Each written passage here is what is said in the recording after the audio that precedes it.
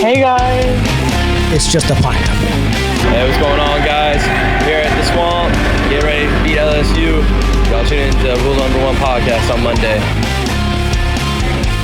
Yeah, and we're back, episode 12, partner. Yeah, man, we hit 1,000 plays this week, so thank you all so much. We're super excited, growing, and kind of getting the hang of this thing. Absolutely. You set our next milestone very, very high. Oh, yeah. 100,000 plays. We'll get there one day. Just got to stay consistent, keep putting out good content. You guys, you'll get there sooner or later, though. Trust me, you guys get there soon. Speaking of love which, it. ladies and gentlemen, our guest star tonight is Mr. Jacob Cooper, a sales executive at AVSKY Jets. AVSKY Jets. Jets, okay, In England, okay. there you go. Pretty close. You got it. Okay, I was practicing before the show. I want still to botched have it. my boss watch this. They watch the first 30 seconds and watch Spradlin. Hey, if AVSKY wants to throw a sponsor on the show here, I don't know how many of our viewers are in the market for a private jet, but you have a hookup right here on the Roll One podcast. It's the weirdest name when I talk to clients. I'll say, hey, my name's Jacob Cooper with AVSKY Jets. They're like, who? Sky Jets? No, AVSKY Jets. Everyone does it, dude. I get it. Well, it's Av tough. for aviation. Aviation and Sky. Yeah. That's awesome. Well, hey, appreciate you guys having me here. Beautiful studio. It's awesome. I'm stoked. You've been one of our marquee guys that we've wanted to have on here. You're a good buddy of ours. It's been we've known you now for 3 or 4 years, and we've seen you grow. We've seen you get into this field that is very exclusive. I don't know anybody. And I know a lot of people that nobody sells private jets. It's one of I don't know how. I don't know very many people that are actually going to buy one either. Yeah, so you get to meet a lot of cool people. The crazy thing is, people ask me like, man, how many people out there actually own a private jet? And it's unbelievable how many people actually own a private jet just here in the United States. I have a software we use where I can see people that own a private jet in Europe, Spain, other countries, Brazil and stuff. Like, it's unbelievable. From little piston turbine planes to the beautiful private jets that you see, like Wolf on Wall Street type jets, It's crazy. Like, I didn't think it was a big market, but it's a really big market. It's really nuts. Go ahead. Yeah. Well, before we dive into that, I was about to bring it up too. Before we dive into the whole aviation and selling jets and everything, man, what's your number one rule you live by? So my number one rule has been since I was young. My parents always taught me is hard work. Work your butt off. Now I also have another one. Also, it's have faith too.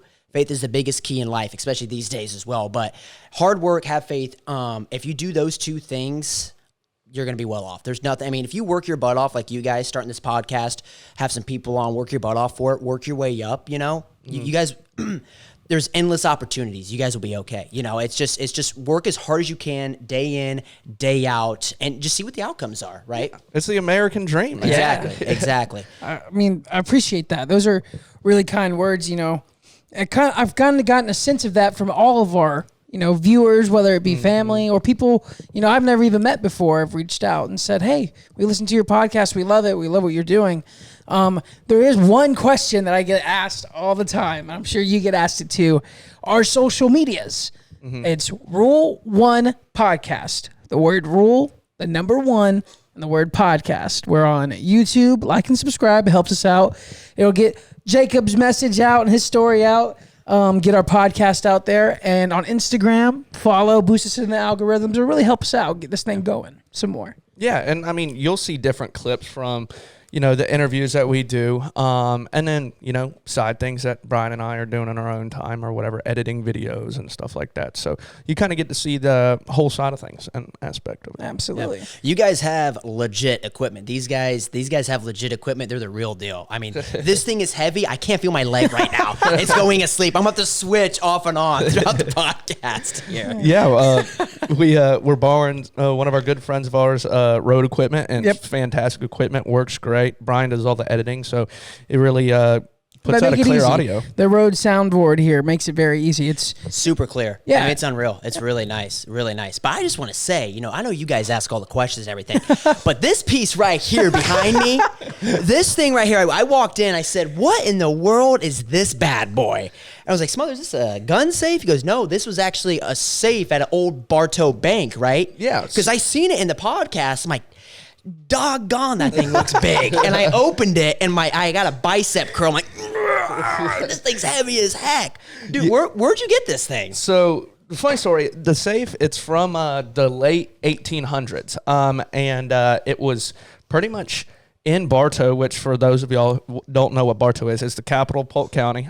So, that's where all the courthouse and everything is. And it's been around for forever. And so one of these banks had it in there. They sold the bank, and an insurance company moved in, and they obviously left the safe in there. The thing's seems like 5,000-6,000 pounds. Easily. And so good buddy of mine, whatever, told me, he was like, hey, we got this safe. We will give it to you. All you have to do is pay a company to move it. And so it's like $400 to move it here. So I got this antique piece of a safe or whatever, and it's painted right now. But if it wasn't painted, I'm going to try to get paint remover. It's gold flaked on the outside. So whenever the sun hits it, it'll shimmer. It's super cool. Stop it. Oh, Man, no way. You can see it on the inside. The inside, there's another door. I have a Go funniest story about this thing too. You stubbed your toe on it or Well, something. we didn't really mean for it to be a part of the set here. Yeah. When they moved it in, it actually didn't face that direction. It faced the way the couch is sitting here. And the mothers called us over one night and was like, hey, I need you and a couple of guys to come over here and help me move this safe. That thing didn't budge. Yeah. Yeah. I could only imagine. Yeah. Just the door itself. We had three bigger dudes, former college athletes, trying to move this thing. We were slipping, sliding, nothing. Oh, I bet. Well, if you open the doors itself are 8 inches of steel. It is stout. Yes. But- What'd you say? 5,000-6,000 pounds, you think? Maybe more, yeah. Woosley could curl that thing. He could get over here and curl that thing. Woosley, get your butt over here and just curl this thing out of here. Well, you'll be okay. Yeah, he's referring to our first guest, Trey Woosley, Trey episode Woosley. 1. Oh, man. Jake, we mentioned it earlier. It's a really exclusive field to get into. You are a Warner grad. Yep. You had a pretty big role on campus. I'm sure we'll get into what you did there a lot. Take us through your journey of going from Inglewood, Florida to here in Lake Wales, where we, record in Central Florida around Bartow, and going back and finding this job. Yeah, so I came to Warner as a freshman. Originally, I graduated from Lemon Bay High School down in Inglewood, Florida, looking for kind of okay, what am I going to do? Am I going to go to college? Am I just going to work at a high school? Just kind of playing my options out. And I played golf originally. I came to Warner on a golf scholarship. I'm a much better golfer than baseball player. But then they cut the golf program my freshman year, and then I went and played baseball for the rest of the 3 years at Warner. Graduated, and at the time that's when I was with the communications department for a little bit. Then my dad has been an entrepreneur his whole life. I've seen it. He's owned from jewelry stores to restaurants, selling them all, making money, investing in different businesses and stuff. He's just an entrepreneur. So I've seen business my whole life. I've worked with them. So then I got in a business department at Warner and got a business degree because I thought, I like it, might as well. And I was graduating. I said, I just don't know really what I want to do right now, and so, and I think that's the biggest thing too, is a lot of these kids graduate now and they're like, I got to have my life figured out right now. Yeah. And it's like, listen, no, you don't. You're 21 years old. I mean, unless you're, I'm trying to think unless you're Wilson, who's 28 graduating. Good buddy of ours. But it does, if you're 21 years old, 22, and you get out there, Will Ferrell said it best. He graduated college. I think he went out to UCLA, graduated. He didn't know what he was going to do. Lived on his mom and dad's couch for a couple years, then got on SNL, Saturday Night Live, and started. He tried out, made it, and then really started making it big. He didn't make it big till he was in his 30s, right? And the thing is, too, with all these guys that I sell jets with, all these clients and stuff, they're not 23 years old. They're not 24 years old. They're in their late 30s, 40s, 50s, 60s, 70s. Some guys who are so old they can't fly anymore, they have to have a pilot fly for them now. But it took time for them to make it. And they all tell me, Coop, I didn't know what I was going to do when I was your age. I didn't have my life figured out. No one does. No one has their life figured out when they're 50 years old. And if they say they do, slap them in the mouth. They're lying. There's just no way they have their life figured out. This game called life, it's tough, right? Yeah. It's just, when I say, that's why I say my number one rule is hard work. Whatever you're doing, get out there, balls to the walls, bust your ass, and do it, right? Whether it's stocking shelves, selling jets, selling cars, whatever it is, get out there, bust your butt off, and do it. So, sorry, I got off pace there a little bit. Good. But I love it. You're got all fired up. I feel like I'm at a halftime speech right now. It's the bruise, you know. I just got off the golf course, you know, played with my old coaches, so I was like, hey, I'm swinging over after this. So I'm fired up right now, okay? We shot well, so I'm feeling good.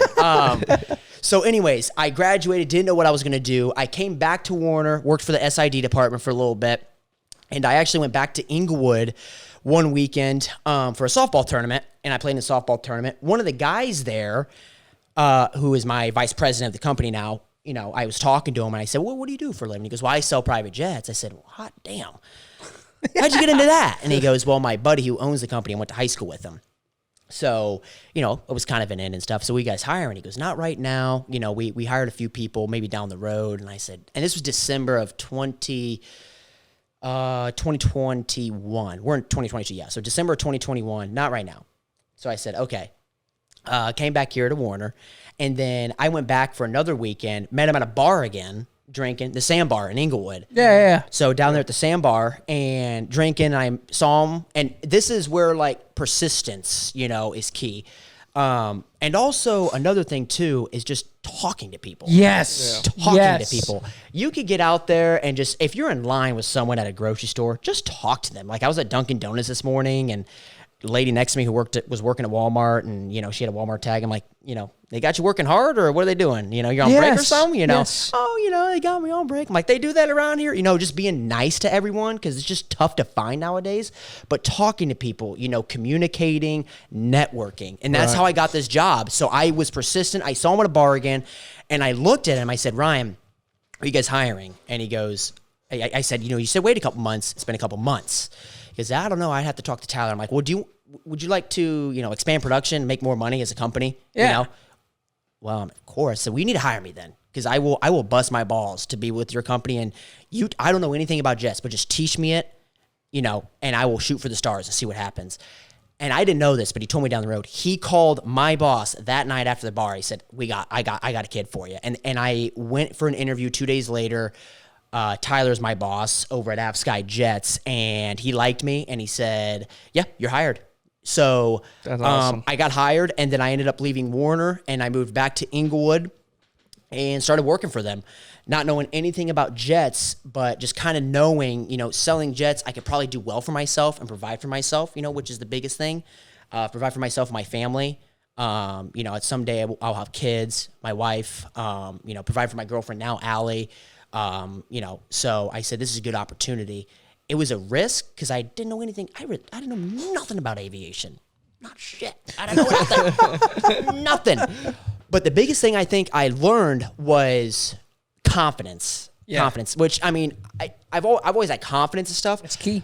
All it was, though, and what we do is every day is cold call every day. And I didn't know anything about jets at the beginning, but I had confidence. And my boss is like, the first couple weeks, he's like, I've never seen anyone not know anything about jets, but I would buy from you. Like, you just have confidence. And that's what it is. If you get out there, you have confidence, you work hard, the opportunities are endless. I think it's a mixture of both. Yeah. So you brought up, I'm glad you brought it up, the way to just talk to people, man. Talk to people. I work in a retail store, my 9 to 5 job, and I have a real... Is it Publix? No. Oh, at the Twisted Tides headquarters. Oh, you said that. You said that. Okay. Okay.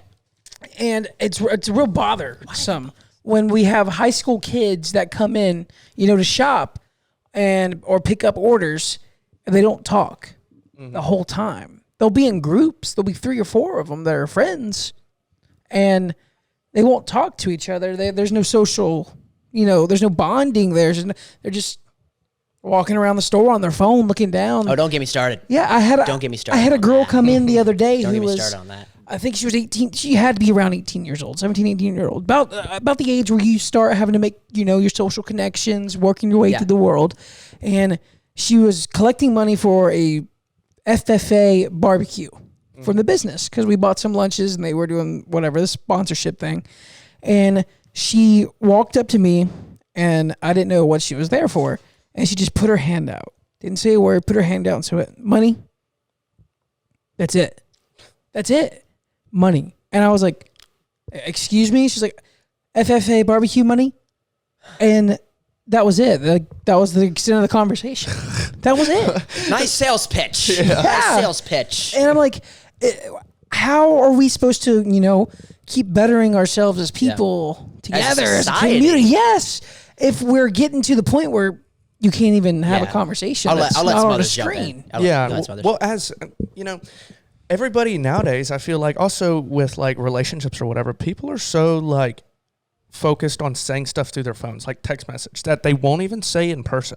And so like you see it all over social media and they're like, oh, that guy's a jerk, whatever, yada, yada, yada. And we'll say these things over the internet, knowing dang well they're not going to say it in person either. And it's like, I feel like that's such a problem nowadays. Everybody's got their nose in their phones and don't even know how to communicate to people. Yeah. Well, and I'm sorry.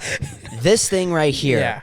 Listen, I make my bread and butter. This is how I make money. This is the worst thing ever invented for society. It has ruined society. This thing, I'm sorry, it has. They did a study recently. I was listening to a podcast. They did a study for kids. Kids now that are 6 years old, 4 years old, have a doggone phone. Yeah, man. A smartphone. Yeah. And they were saying kids now, not even including school, when they're on their laptops at school, working at school, not Tablets. including school, they are on their phone 10 hours a day. Well, 10 hours a day. Well, when you go out crazy. in public nowadays, and I'm sorry, we're going down this rabbit hole, but it's important. It's a It's good an one. issue that it needs to be addressed.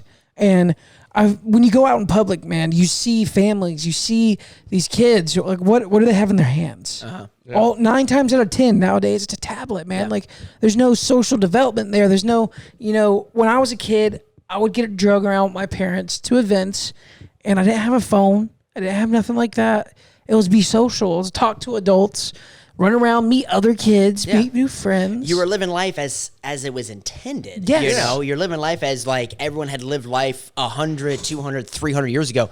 No one has ever, the technology advancement nowadays is the most advanced we've ever seen before, right? 20 years ago, 30 years ago, if you told your parents, hey, we're going to have a camera, a phone, social media all in one device, they'd be like, Internet. first off, what the hell is social media? Second off, a camera, and also I can put notes in there. Yeah. My credit card's on there. Yeah. You're crazy, right? There's just no way, and it happens, right? And these, like you said, these kids are just always on their phones, and it's like, how are you going to, when you graduate high school, college, go get a job? Yeah. When you got an interview, right? I mean, I talked to my girlfriend. She is a softball coach over at Parrish High School. Yeah. She's assistant softball coach, Allie.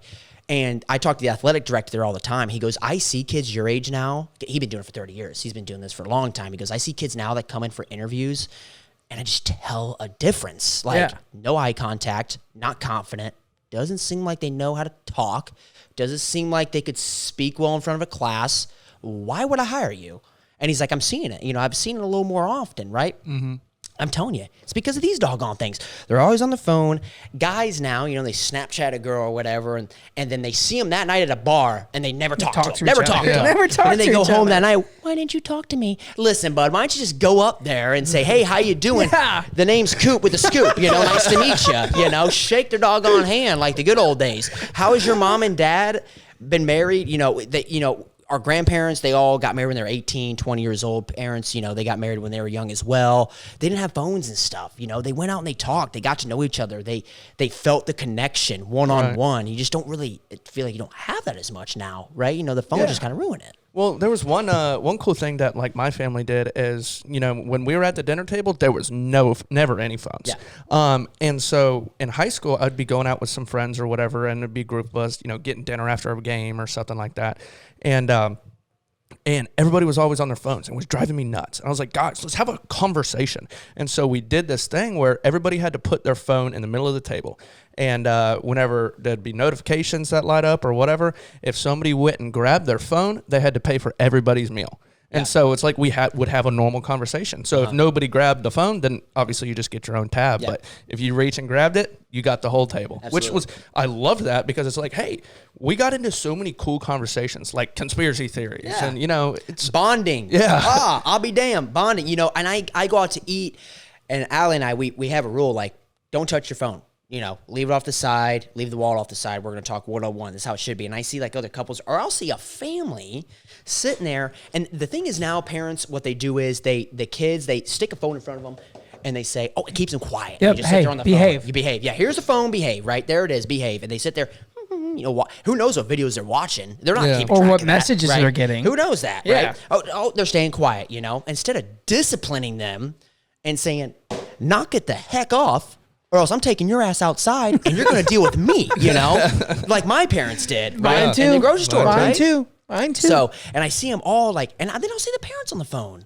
I'm like, what is going on with society right now? Something's got to change, and it's got to change quick. This is my TED Talk. I'm sorry. That's what it is. It's hard. It's hard. I don't know if you've seen the movie The Social Dilemma. I know we've watched it a long time ago when we had COVID.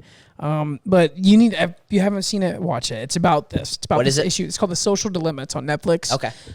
It's about this issue, and it's about, all these tech giants, controlling what you see and creating, division between, all these different causes or backgrounds or whatever it may be. And it's a really good film. I think you should watch it. Yeah. But, talking is key, and you love to talk. You can't tell? Can they not tell yet? And that's how we met. When I came to Warner as a sophomore, or whatever I was coming in, you were one of the first people I met on campus, quite frankly, because you were the loudest person on campus. And Who the hell is that talking? I can hear him 3 rooms over.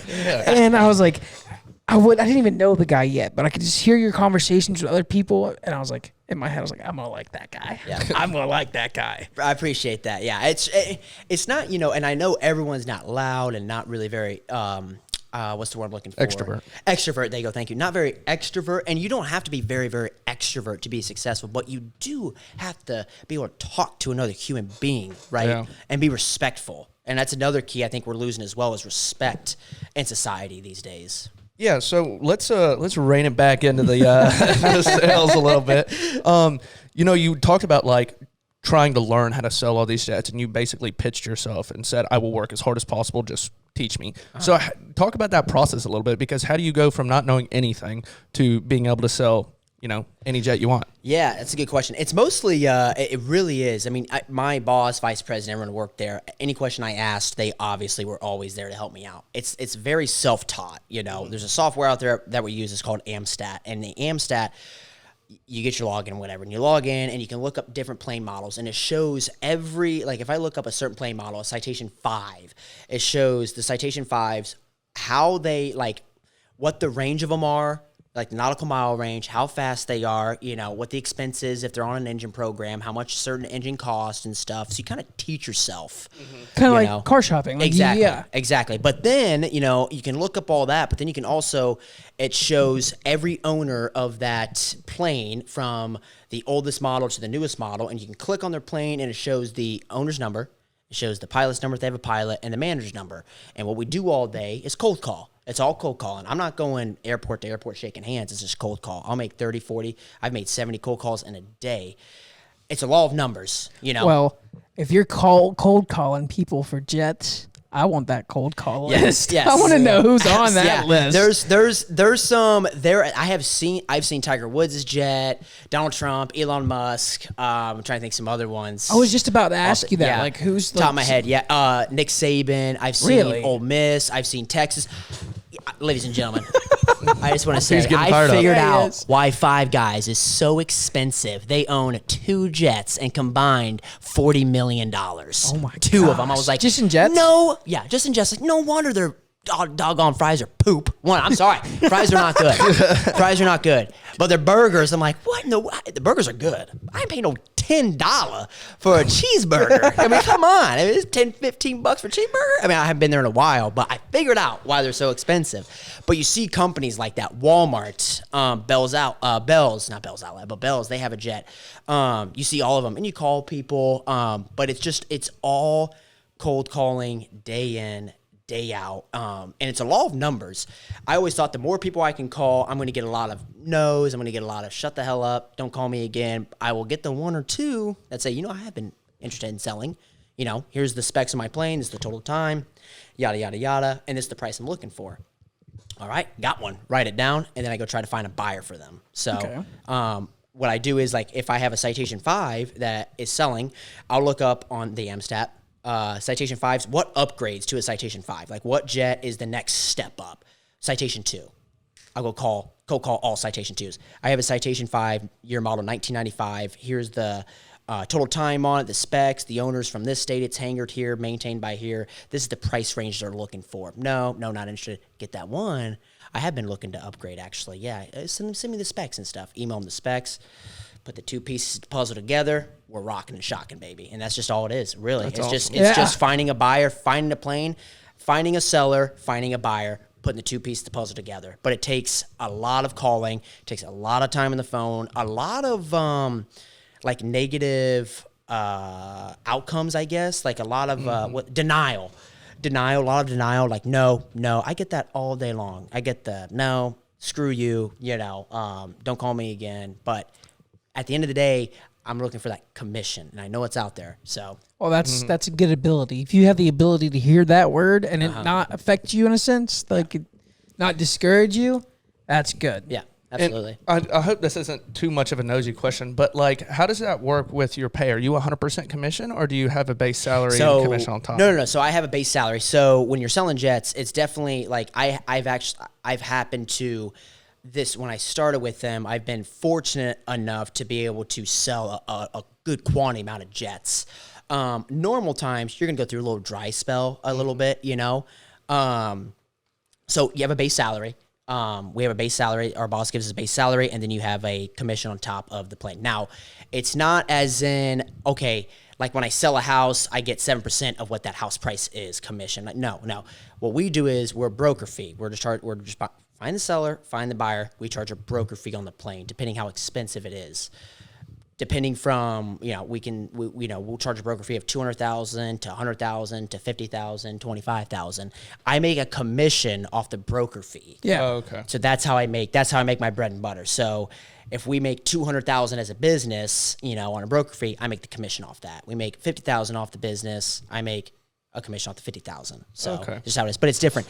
And every plane owner has a different mentality. So some guys don't really care. They don't mind how much you get paid. Some guys do. It's coming out of their pocket. They want to make sure they're not getting screwed.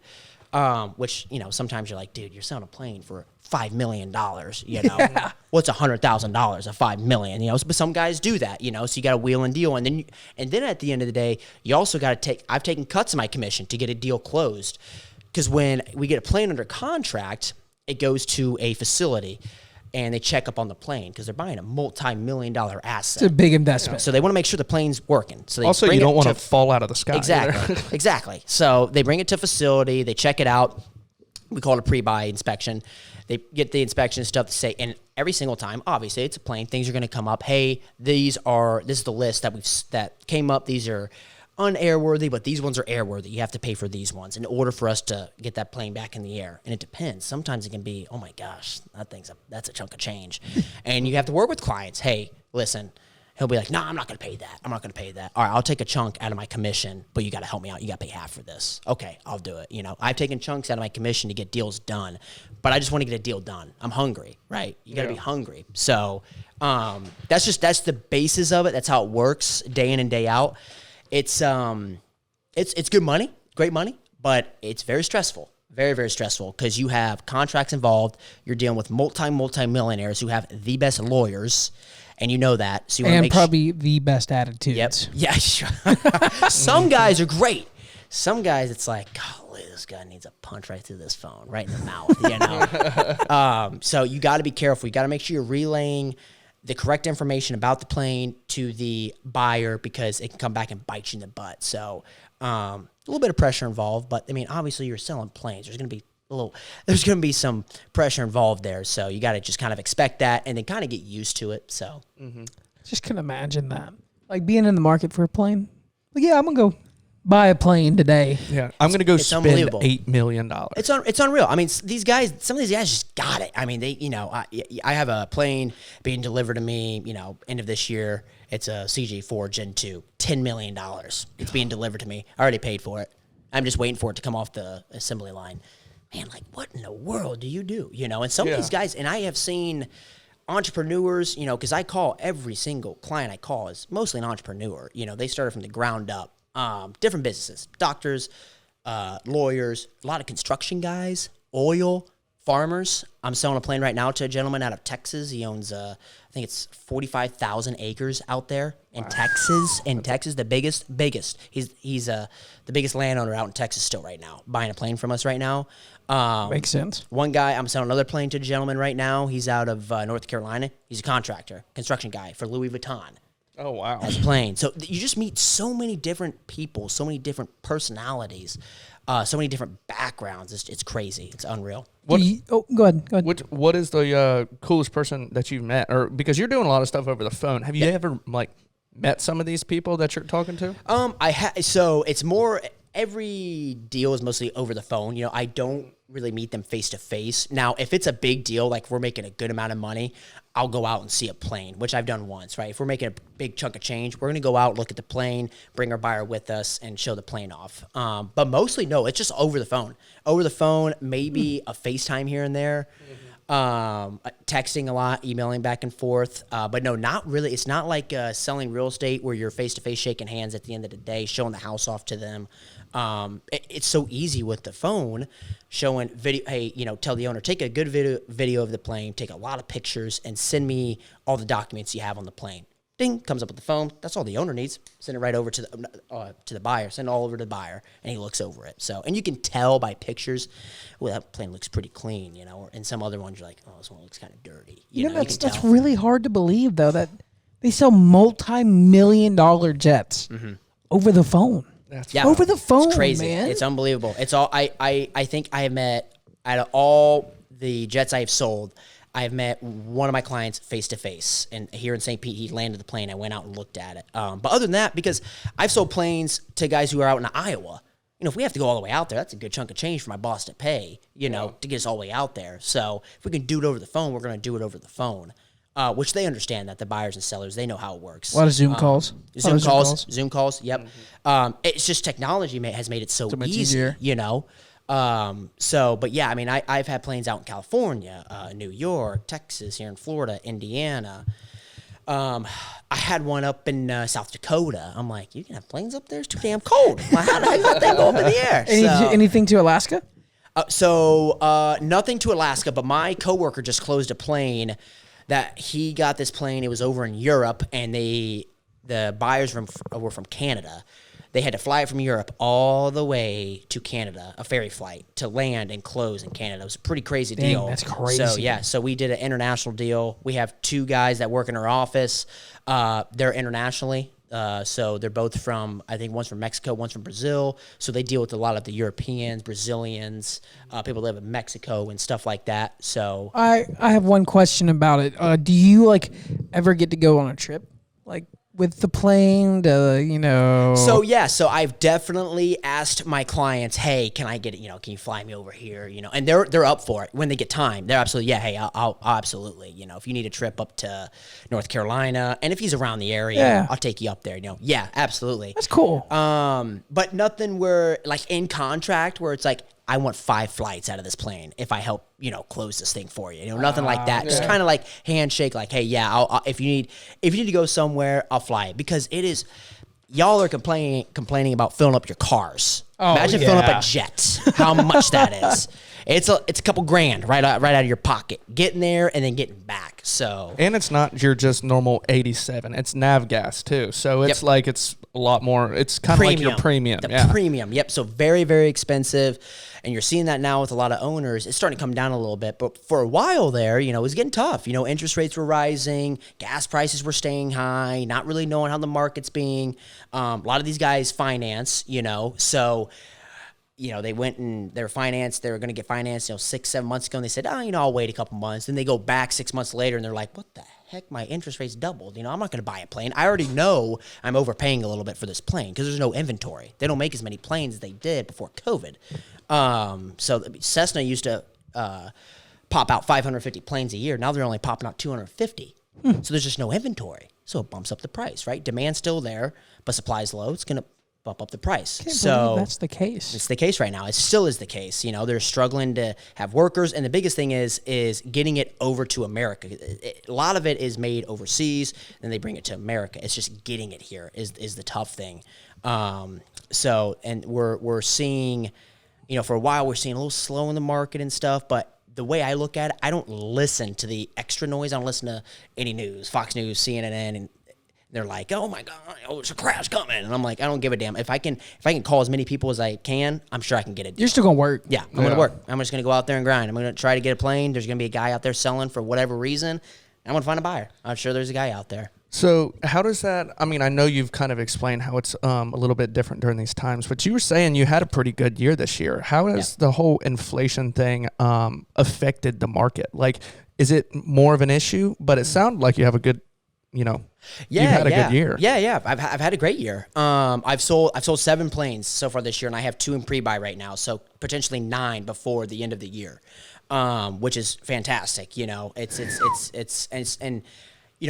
I said, I always say I'm blessed enough. Yeah. It's not me doing it. It's the man above who helps me. He gives me the strength every morning to wake up and be able to call people every single day. And it's kind of luck of the draw. I'm calling someone who wants to sell, right? But if you put the work in, it says in the Bible, work as hard as you can, right? Yeah. You get tenfold back. So that's just how I am. I'm gonna try to work as hard as I can. So with inflation and stuff, definitely I would say this last interest hike that they just did recently, it kind of put a dagger into the market. It's like, damn, another time? Are they going to do it again next year? Mm-hmm. So obviously what they're doing is they're trying to raise interest rates because inflation is so bad. If you raise interest rates, it slows down the economy, bring down inflation, right? Not as many people are buying and selling. So in my case, as selling jets, they want that to slow down the transactions from buying and selling. They want to bring down inflation, selling homes. They don't want as many people buying and selling. So they're going to keep hiking up interest rates. So that's the issue that we're seeing. So right now it's fine. Mm-hmm. It's okay. I'm sure next year I won't have maybe as a banner of a year. I hope so. But these millionaires, they got it. They got the money, and a lot of them buy for tax purposes. For a write-off or, used to get 100% depreciation tax write-off. Up until next year, it's only 80%. So a lot of guys this year, Q4, are buy. I want to get that 100% tax depreciation write-off this year. I want to get that. I want to get that certificate for it, So if I buy next year, it's only 80%. So it's pretty busy right now in Q4. So yes, I have definitely seen, since I've started, which I started in March of this year, definitely inflation, obviously, it's coming down, but barely. Little by little, and they're going to probably keep hiking up interest rates. So if you're financing, it sucks, right? Makes you think twice. If you're paying cash, I don't care. I'm paying cash. Yeah, it doesn't affect you. It doesn't matter. Has most of your sales this year came from commercial clients or private, All private. Yeah? All private. No commercial. All private. All private owners, all entrepreneurs, own a jet, own a couple, maybe 1 or 2. Maybe 3. A lot of it too. Yeah, we're just talking about this cash. I know. Yeah. But a lot of these guys too. There's some guys, and I want to say, I guess if you can consider. So what do you mean by commercial? What do you like Allstate or yeah, nothing that big. Oh heck no, I'm not that. No, those type of companies they have their own brokers and they have their own aviation department that knows other big time brokers. They're not going to deal with someone like us out of Inglewood, Florida. Yeah, I get that. You kind of when you see Walmart, you just mark that one out and on to the next one. I'm not even going to call them. to even get to who I need to talk to is a 20-minute wait. You know, we got to go. I got to call as many people as I can. So, no, mostly private. It's all been private. All my deals have been cold calls, off cold calls. Guys selling have all been from cold calls, just calling them. You know, hey, yeah, I have been selling. You know, I've been interested in selling. This is the price I'm looking for. The good thing is, too, in the office that we had before Ian wrecked us, we would feed off each other well. So I would get a plane, and one of my coworkers would be like, I got a buyer right now that'd buy that thing. Now, what happens is I'm not going to make the full commission because I'm not selling it myself. I'm found the seller, but I'm not going to be able to find the buyer myself. So the whole commission is not going to come to me. So if we have a $100,000 commission as a broker fee, if I have the seller, my coworker has the buyer, I only get $50,000. We split it. I'm not complaining.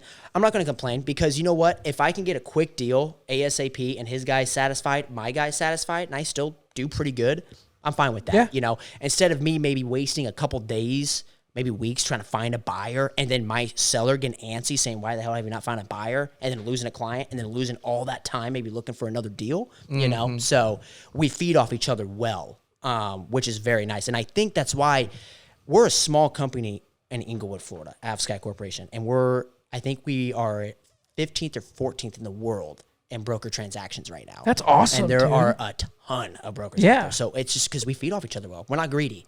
We're Your team. We're gonna help each other out. You know, Yeah. we're gonna help each other out. Awesome. So And at the end of the day, if you can make money, you can make money. absolutely, I mean, absolutely. Speaking of which, you mentioned Ian, man. That area, you're talking about Inglewood. So Inglewood is on, let me get my directions here, southwest part of Florida. Correct. And it's pretty much right where the eye wall, the worst part of the storm hit Florida not too long ago. I believe it was late September, right? That's right. And that's your hometown, man. I don't live down there. My vacation family, Second home. house, second is home. down there in Inglewood too. I went down there not too long after the storm and checked out the area. Man, Rough. Yeah. It was crazy.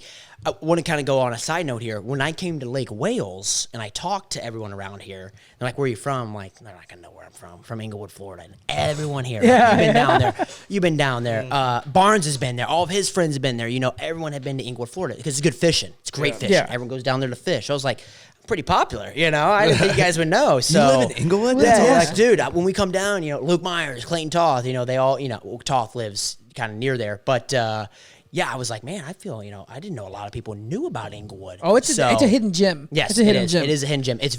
So for everyone who doesn't know what Inglewood, Florida is, it's very old Florida. It's very like 60s, 70s style, I'd say. Yeah. No high rises, all mom and pop, you know, mostly owned restaurants. And I'm a part of the Chamber of Commerce committee there in Inglewood. And we're we love local businesses. We have had times where big companies, you know, Hilton and different hotels have come in and say, hey, we'd like to knock this house down, this trailer, build a high rise. We like local businesses. We like mom and pop shops. You know, we like the way Inglewood is right now. And a lot of tourists like that as well. They like it's a little quieter. And when season comes, like when you guys come down, like, you know, when snowbirds come down, we kill it. I mean, they love it down there because it's a little quieter, you know? So that's big in Inglewood, Florida. You know, we're very old school.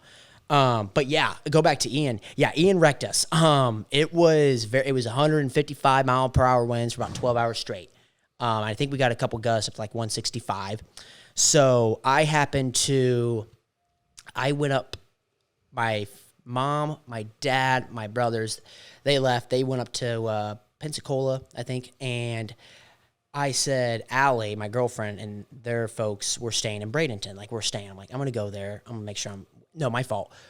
Their dad was in Vegas on a golf trip, and he called me or texted me. He's like, hey, can you go up there and stay with, you know, my wife and my girlfriend? I said, sure, you know. As I'm driving up there, I'm shaking. I'm like, this storm's going to be real dangerous. I'm going to be the only man in the house. But I'll do it. I'll do it.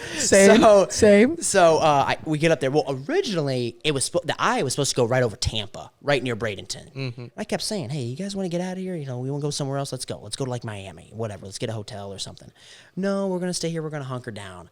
And they're like, are you okay with that? I'm I'm like, yeah, I'm okay with that. I turn my head. Hot damn, I'm not okay with that. I'm not okay with that. I'm scared shitless right now, to be honest with you.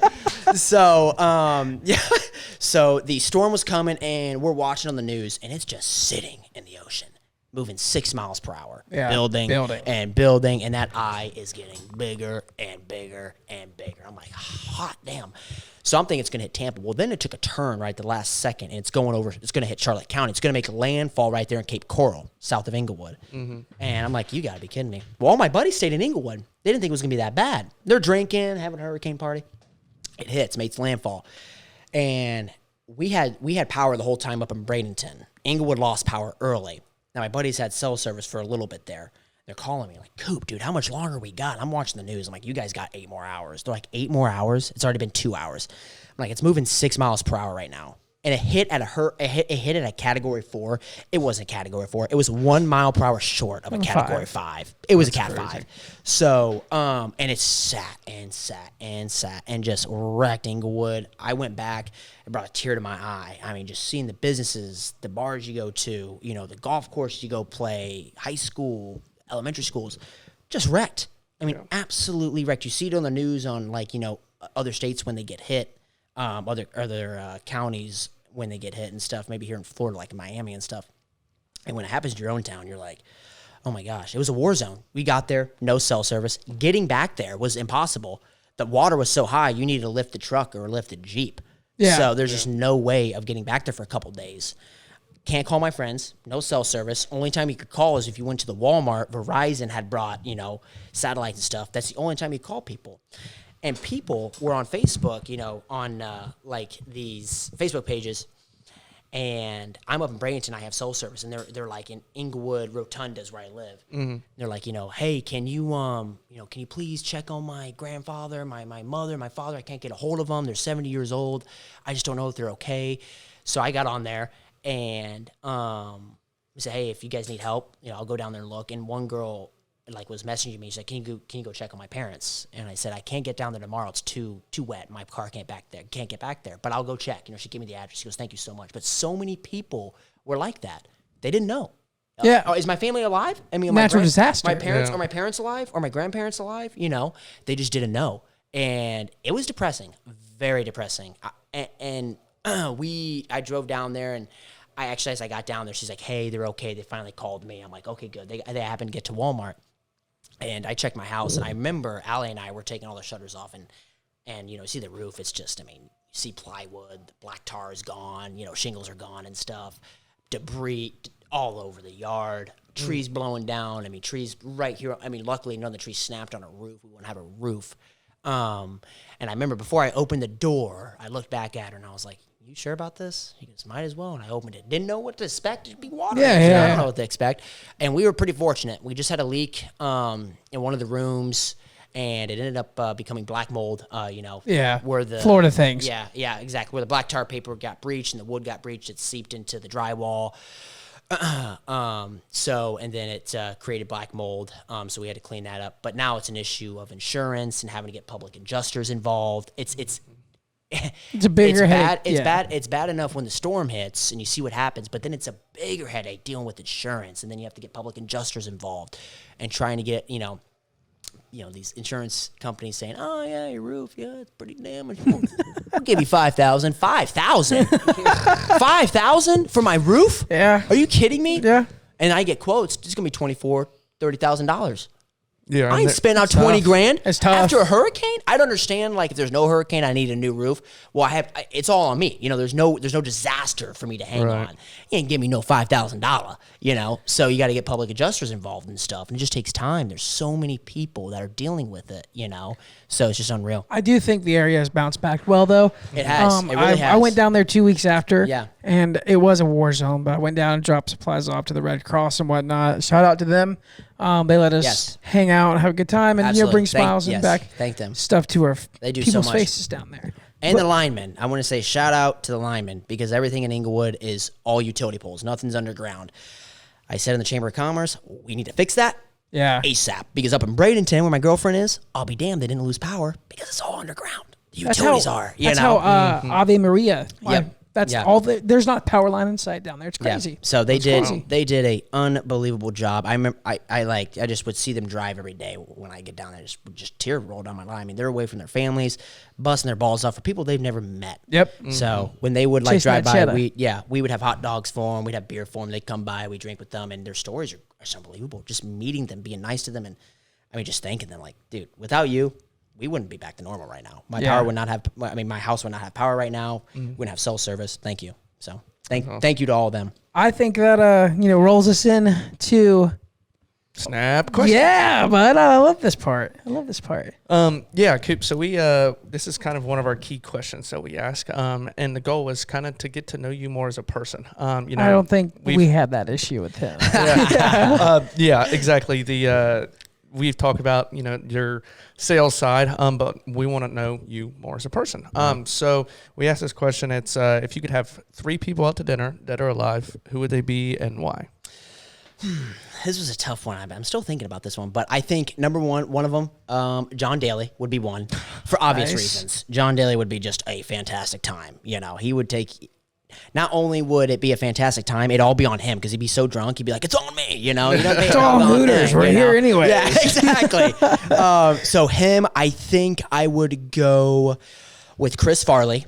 If you don't know who Chris Farley is, he was a fantastic comedian back in the 90s, died too soon, funnier than hell. I think Chris Farley would be someone I'd want to be with. And I think I'm a big golfer, so I would like Tiger Woods to be there too.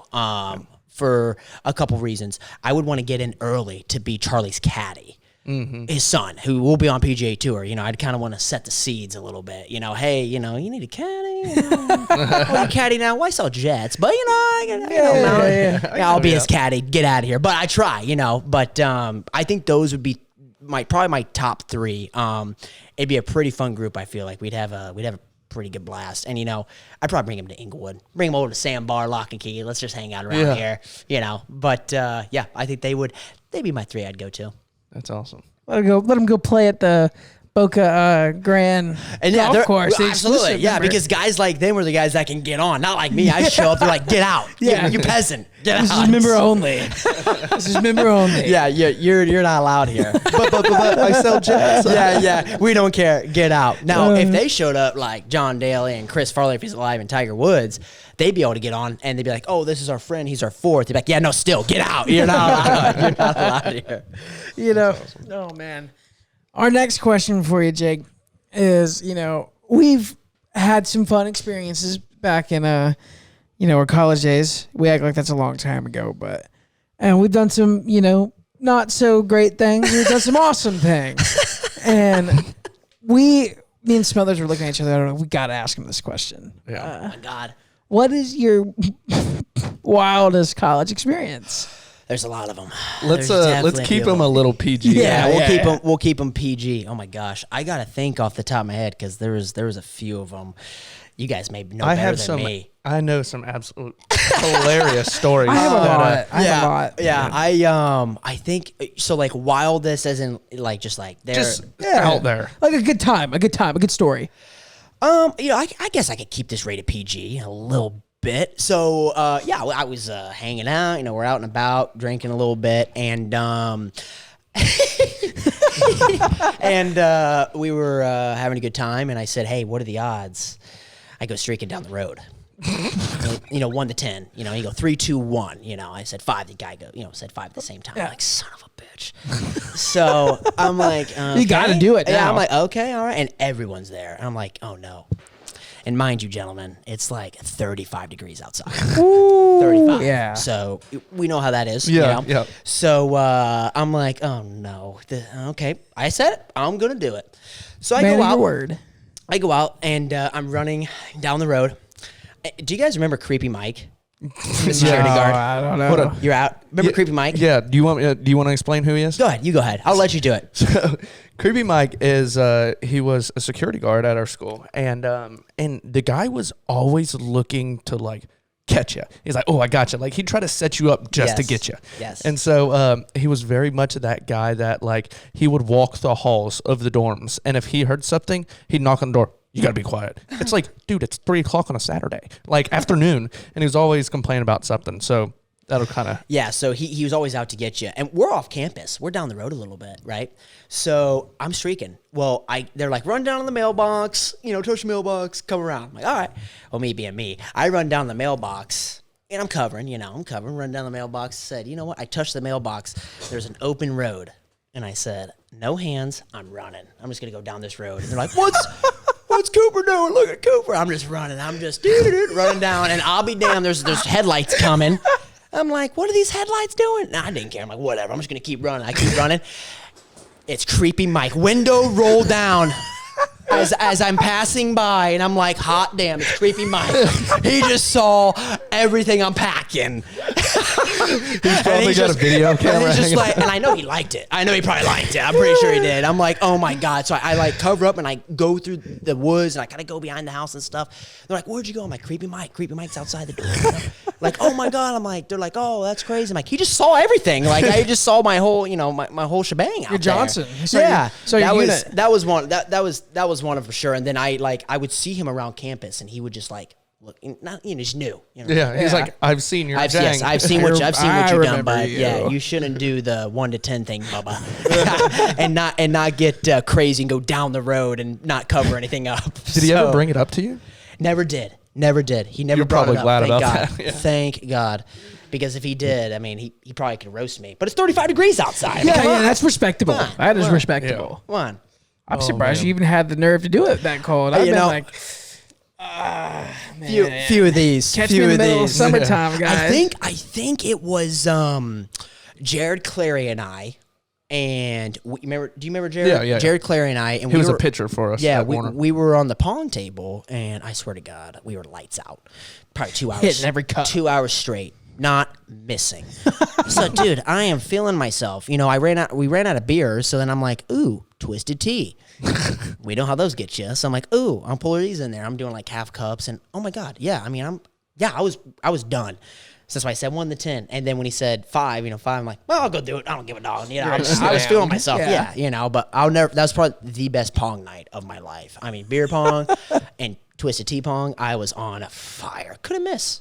Throwing strikes, Oh my draining gosh! buckets. I could have behind the back. I mean, I could have just thrown it. It was just going in. I just had a feel. Oh man.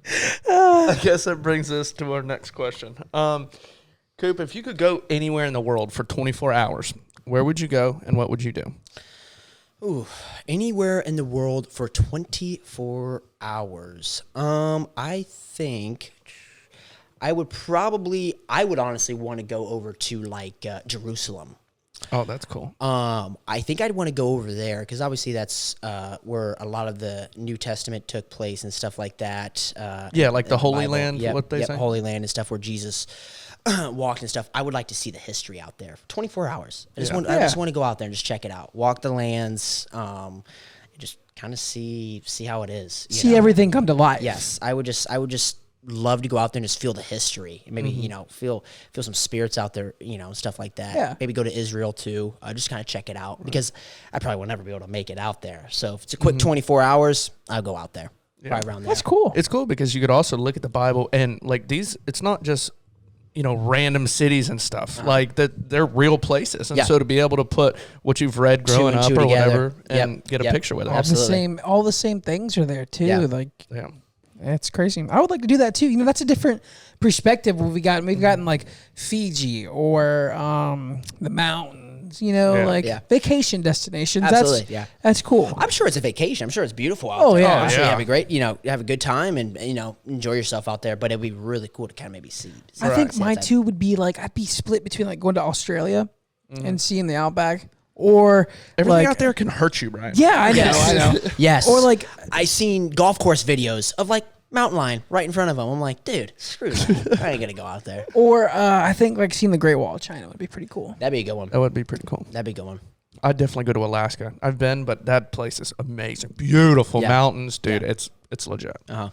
But let me ask you guys a question. Go ahead. You guys always ask the questions. Let me ask you guys questions. If you can go back to any any like U.S. history event, either present, past, what would it be? Oh, that's a good What would it be? one. That's a good one. I'd go to the Rolling 20s. I feel like that would be 1920s. The Roaring 20s? Roaring 20s, Yeah. I mean, dude, like, that was one whenever baseball was, like, huge. Like, Babe Ruth around and big time. And it was just, like, a very cool time period. Everybody's wealthy. Like, everybody was making very good money. And, yeah, I just feel like it'd be a cool, you know, I don't know, no phones, no internet. That's just a good one. Yeah, that's a good one. I'm trying to think still, man. There's a lot of like cool events I'd like to go to, like, and a lot of cool different places. Yeah. Cars were also 10 times cooler back then. Yeah. Too. Absolutely. They were made right. Yeah. They were made right. I think, honestly, I'm going to go, this keeps on popping in my head. Like, I think I'm going to go to the, like, you know, the civil rights movement. That's pretty good. In one. Washington, D.C. That and would the be, like, when during MLK's speech and everything. Like, I wouldn't want to talk about a public speaker. Yeah, I wouldn't. Yes. I wouldn't want to be in the crowd. I would just want to, like, you know, take it all in with the knowledge that I have now and see what's the difference. Yeah, you know, like, absolutely. how was that being handled back then? Yep. I think that'd be really cool. I'm going to answer my own question. No ifs, ands, or buts about it. Revolutionary War. Yeah, that's what I was flipping back for. I would. Between. I would just love to see. I mean, not obviously people died and stuff out there. I would just love to see the patriotism. You know, these marksmen. You're fighting for something. These marksmen. You know, like us, hanging out in the house, and we go in our gun safe. We pick up guns. So we're going to go fight the British Army, Top tier colony, number one army in the world. We're going to go fight them, and honey. I love you, kids. I love you, but this is I'm tired of these assholes telling me what to do. Yeah. We moved over here for a reason, and they're still telling me what to do. We're gonna fight these sons of guns. I would love to just shake one of their hands and just get their thoughts. Yeah. Be like, come in the future, come on a podcast, you and I. Let's So see what we do. Yeah. This one. Yeah, exactly. And in terms of like the question that you're asking, are you going there as a spectator or are you living your life through that time period? That's a good question. Because if I have two different answers. So if I'm going, living there, if I'm going as a spectator, is there like a time frame? Like, hey, 24 hours. Yeah. You can go as a spectator for a day, or hey, bang, you're 23 years old and you're living in the dawn ages. I don't know if I want to live there because it would suck. That's my answer varies. Maybe spectate, like kind of be like a ghost and just see what's going on. But I would love to be able to shake their hands and talk to people. Yeah. So maybe if I'm going to be there, maybe I'm 23 years old and 1776, 1775, for a day. Yeah. Let's see what happens. I know what I'm doing now. I got it. I was about to say, this changes everything. I got it. Yeah. So on episode 10 with Tori, our flight attendant, we talked about the case, DB Cooper case. Mm-hmm. I'm going to be on that jet. I'm gonna know who DB Cooper is. Dude, that's a good one. Yeah. And follow him, maybe. Yeah. That's a good one. Figure it out. I'm gonna figure the mystery out. I like that one. Hey, Coop's got the scoop always, right? I mean, come on. I'm just saying. Never found him. It's the Coop. He's my uncle for sure. Got it. That's awesome. No, if I could go back and spectate something, I'm a big. Obviously, it was terrible, the World War II, but I love history, and so if I could go and just see some of the things that our country fought for, like with what you were saying, whether it's D-Day or just go see some of that war over there, or experience the whole Pearl Harbor experience or whatever. Like, as awful as that is, it was a turning point in our nation. History, that we got up, like you were saying, when the Revolutionary War, we got up and fought back. Yeah. And with Pearl Harbor, whenever we got slapped in the face by the Japanese, it was like, are you kidding me? You're really going to mess with us? Yeah. And then there's a thing with Americans. They just don't like being told what the hell to do. Yeah. We just don't like being told what the hell to do. British colony telling us what to do. Japanese coming bombing us. Oh, we got you. The hell you did, Bubba. You just woke a giant. Yeah. Well, you're screwed. Not only are we going to kick your ass on your side of the world, I'm going to need a couple people go over on the other side of the world and beat this idiot with a stupid mustache, and we're going to take him down as well at the same time. And then Al-Qaeda. You come fly planes into our World 9/11. Trade Center. Yeah. And we don't like being told what to do, and we will always stand up, and we'll show you. Back. We'll show you who Daddy is. Yeah. We'll Toby show Keith you. song. Toby Keith song. Who's your daddy? All right, we're a little bit over our hour limit here, but I we love really? it. Yeah. It's Holy gone by cow. so quick. Yeah. So we got one more snap question for you. Okay. It's kind of another marquee question we want to wrap up the episode with. $100,000 is not a lot of money nowadays, but it's enough money to either jumpstart whatever your entrepreneurial goals are, or, pay off some loans, some student debt. If we gave you $100,000, the Rule 1 Foundation, what would you do with it? Give me $100,000. I would pay off my debts. That's the first thing I do.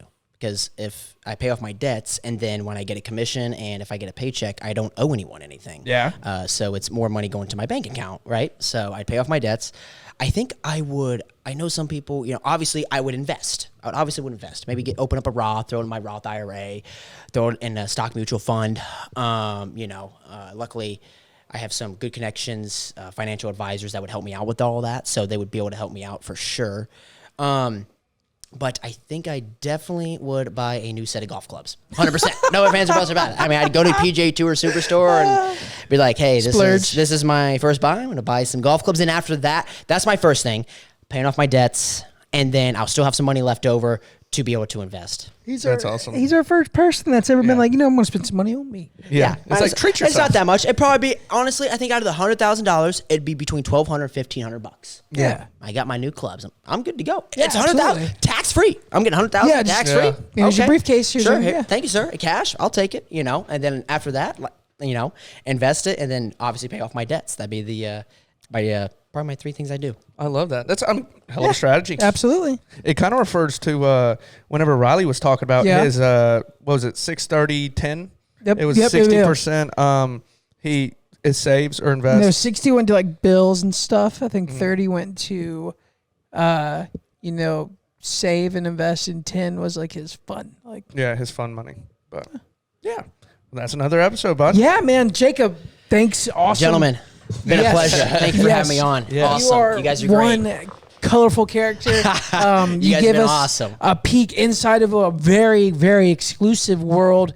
Not a lot of people are in the jet industry, pal. Yeah, it's different. And I knew right off the top, I knew we got to have him on. We nailed it.